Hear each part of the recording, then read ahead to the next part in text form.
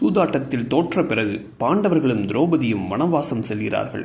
அதில் திருப்தி அடையாத துரியோதனனும் கர்ணனும் அவர்களை நசுக்கும் முயற்சியில் முதலில் காட்டுக்குள் சென்று வேட்டையாட திட்டமிடுகிறார்கள்.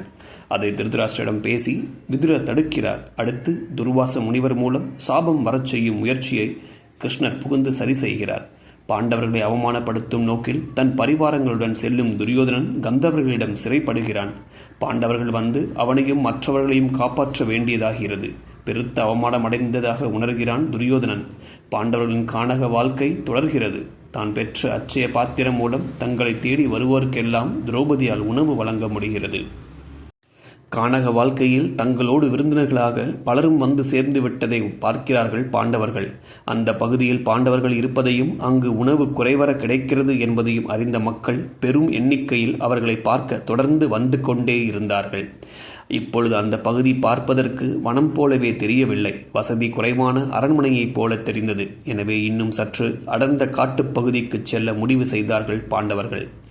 அங்கிருந்து துவைத வனம் என்னும் மற்றொரு வனப்பகுதிக்கு நகர்கிறார்கள். யமுனை மற்றும் சரஸ்வதி நதிகளுக்கு இடைப்பட்ட அழகு ததும்பும் அற்புதமான இடம் அது. மனித நாகரீகத்தின் வாசனை இன்னும் எட்டியிருக்காத வனப்பகுதியாக இருந்தது. இவ்வளவு அடர்த்தியான வனப்பகுதிக்குள் நகர்ந்ததும் அவர்களுக்கு இருந்த சிறிதளவு சௌரியங்களும் தினமும் வந்து கொண்டிருந்த மக்களின் ஆதரவும் தடைப்பட்டு போனது. மன அழுத்தத்தினால் பாதிக்கப்பட்டாள் திரௌபதி. தர்மனுக்கு நரக வாழ்வை கொடுத்தாள் திரௌபதி. அவனை பலவாறு ஏசி பழிமொழி பேசி தன்னால் இயன்ற அனைத்து வழிகளிலும் சித்திரவதை செய்தாள். திரௌபதி என்ன செய்தாலும் அதை எதிரொலிப்பதுடன் அதில் தன் பங்கையும் சற்று சேர்ப்பான் பீமன். பல வழிகளிலும் பீமனை தன் சுண்டு விரலில் முடிந்து வைத்திருந்தாள் திரௌபதி. அர்ஜுனனுடன் ஒப்பிடும் பொழுது பீமன் வேறு விதமாக இருந்தான். மிக பெரிய உருவத்துடன் ஆண்மை மிக்க தோற்றத்துடன் இருந்தாலும் கதாநாயகனாக பொருந்தவில்லை பீமன்.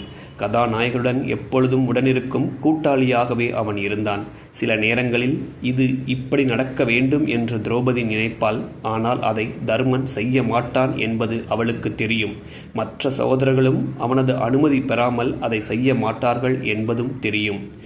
தர்மனின் கண் அசைவாவது இல்லாமல் அவனை மீறி பாண்டவர்கள் ஒரு அடி கூட எடுத்து வைக்க மாட்டார்கள். அது அவர்களது வாக்குறுதியாகவும் இருந்தது. ஆனால் திரௌபதி மீது இருந்த ஈர்ப்பினால் அறிவுறுத்தல்களை கண்டு கொள்ளாமல் அவளுக்காக எதையாவது செய்து கொண்டிருப்பான் பீமன். எனவே திரௌபதியும் பீமனும் யுதிஷ்டரின் மனதை மாற்றும் முயற்சியில் இறங்கினார்கள். அவனை எப்படியாவது கோபமூட்டி ஒரு படையை திரட்டிக்கொண்டு அஸ்தினாபுரம் செல்ல வைத்து விடலாம் என்று நினைத்தார்கள். இதை பார்த்த தருமன் முடிவாக, நீங்கள் என்ன சொன்னாலும் சரி, என்ன செய்தாலும் சரி, நீங்கள் என்னை விட்டு பிரிந்தாலும் சரி, நான் என் வார்த்தை தவறமாட்டேன். 12 வருடங்கள் வனவாசம் செல்வேன் என்று ஒப்புக்கொண்டேன். நான் அதை செய்வேன் என்று உறுதியாக கூறினான். ஒரு வழியாக அது ஒரு முடிவை கொண்டு வந்தது. வேறு வழியில்லாமல் போகவே அதை ஏற்றுக்கொண்ட திரௌபதி தன் மன அழுத்தத்தில் இருந்து வெளியே வந்தாள்.